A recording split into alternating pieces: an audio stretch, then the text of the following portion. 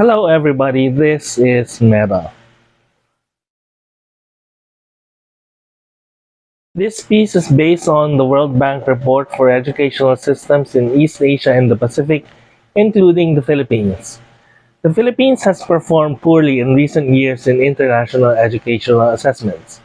In the 2018 program for international student assessment, the Philippines ranked last out of 79 countries in reading comprehension and in the low 70s in math and science. In the Trends in International Mathematics and Science Study 2019, the Philippines once again placed last among 58 countries in grade 4 math and science. In fact, we didn't just place last. According to the report, we scored significantly lower than any other participating country. And in last year's PISA, the Philippines ranked 77th out of 81 countries. Just look how far our student scores are from the OECD average. Statements from our officials do not inspire confidence, such as this one from the chairman of the House Committee on Basic Education and Culture, Roman Romulo, where he says, "The better note is despite the pandemic and the negative comments of all studies, estimates, and surveys, we as a nation held the line. We improved, insignificant as said by others, in reading and math. Still an improvement. We only did not improve in science, but the decline was also insignificant. So we held the line despite the pandemic." Is holding the line really noteworthy when we were already the worst performing country? Yan na ba ang ipinagmamalaki natin yung hindi tayo lumala? Natural, we were already at the bottom of the pack. And you don't get to brush off the fact that our improvement was insignificant because that is the point. That is the whole point. We didn't improve. These performances are a glaring indictment of the dismal quality of education in the Philippines. According to the latest pre-pandemic levels based on a World Bank study on education systems in East Asia and the Pacific, the Philippines has a 91% learning poverty rate, meaning 9 out of 10 children aged 10 years old have difficulty reading a basic age-appropriate text. There is something very wrong with the Philippine education system. And so far, in response, the solutions that this administration has come up with consist of removing posters and decorations from classrooms, forcing students to read more on Fridays, and changing the curriculum yet again. EDCOM 2 is currently convened to evaluate the Philippine education system and make recommendations to improve it. One thing I hope they discuss in detail is investing in our teachers because one of the reasons specified by the World Bank report was the problem of teacher quality. So let's talk about teachers.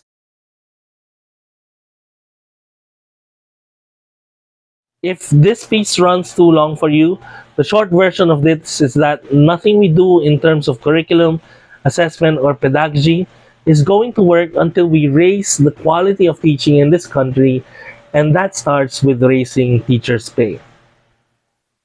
Ang mga guro sa Pilipinas ay masisipag, malikhain at mapagmahal. Madalas ay tinitiis nila ang mga mahihirap na kalagayan para lang maturuan ang kanilang mga estudyante. Madalas din tayong makarinig ng mga kwento tungkol sa mga guro na umaakyat ng mga bundok at tumatawid ng mga ilog para lang makarating sa kanilang mga paaralan. Ginagawa nila ito dahil sa pagmamahal sa kanilang trabaho at sa kanilang mga estudyante kahit pa madalas ay nakakapagod at maliit lang ang tinatanggap nilang sahod. Ginagawa nila ang lahat ng kanilang makakaya kahit sa hindi magandang mga kalagayan para lang maturuan ng maayos sa mga bata sa kanilang pangangalaga.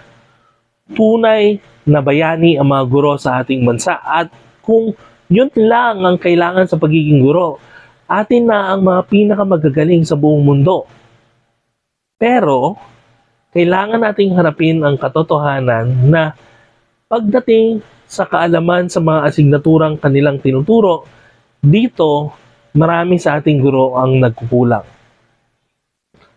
Teachers carry a huge responsibility in the future of the nation. Although the parents and life at home are still the biggest predictors of student performance, parent income and education, health and nutrition, among others, At school, however, the single most important factor is the quality of the teacher.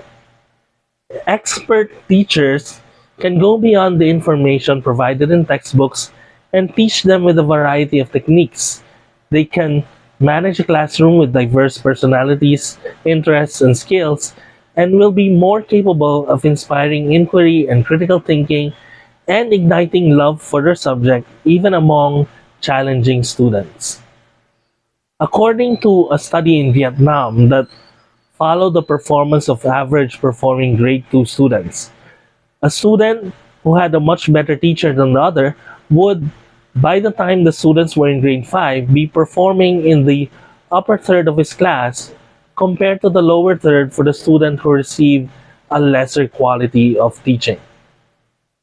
So, the World Bank identified the following problems that contribute to poor quality of teaching. One, education systems are not attracting or selecting those who would be the best teachers. Two, teachers are weak in knowledge and teaching practices. And three, teachers' behaviors do not support student learning. In the Philippines, the World Bank study showed that 85% of our teachers scored low to mid-low in their evaluation of teachers' ability to create a classroom culture conducive to learning, to challenge and engage students, and to foster students' social-emotional skills to become successful learners. None of the teachers who were observed received high scores. The study also showed huge disparities in the quality of mathematics teaching between rich schools and disadvantaged schools, thus reinforcing socioeconomic inequality.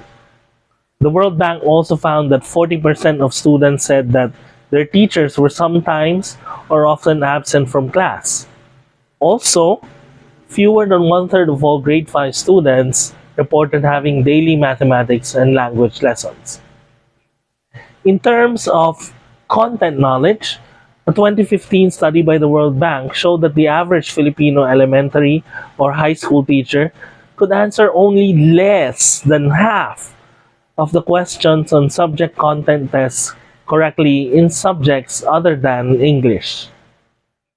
Ang punot dulo ng problema sa kalidad ng pagtuturo ay hindi natin nahihikayat ang mga pinakamagaling na nagtatapos sa high school at kolehiyo na pumasok sa karera ng pagtuturo.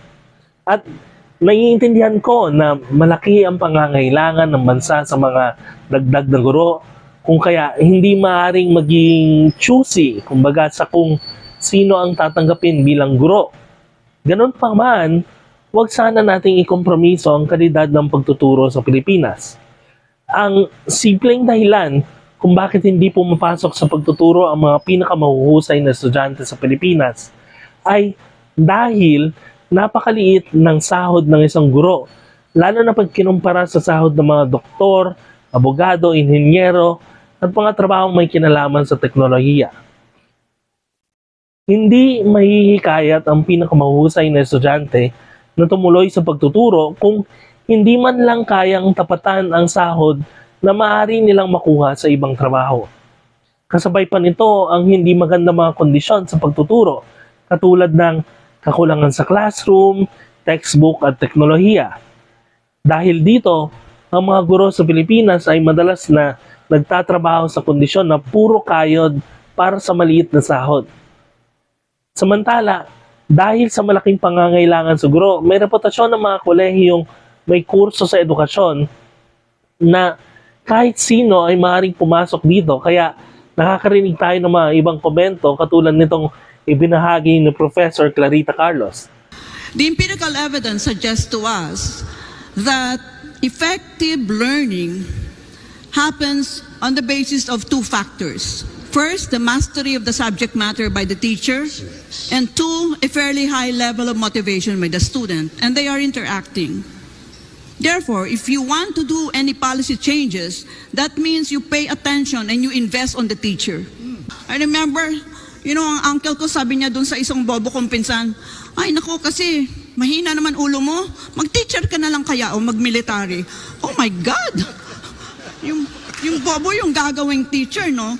Yeah, totoo ito at hindi ito magandang katotohanan. Hindi ko inakalang sasangayon ako sa pasasabihin ni Professor Carlos, pero eto na tayo. At pangkaraniwan ang mga ganitong komento sa maraming pamilya tungkol sa pagiging guro. Madalas din na bumabagsak na lang sa pagiging guro ang ilang pumapasok dito, tulad na lang ng nag-aral ako ng aking masters, ibinahagi ng ilan sa aking mga kaklase na hindi edukasyon ang una nilang pinili na kurso sa kolehiyo. Lumipat na lang sila dito ng hindi maganda ang maging karanasan o mahirapan sa ibang kurso katulad ng engineering. The top education systems in the world are extremely selective in who becomes teachers, and they make the profession worthwhile for those who are selected.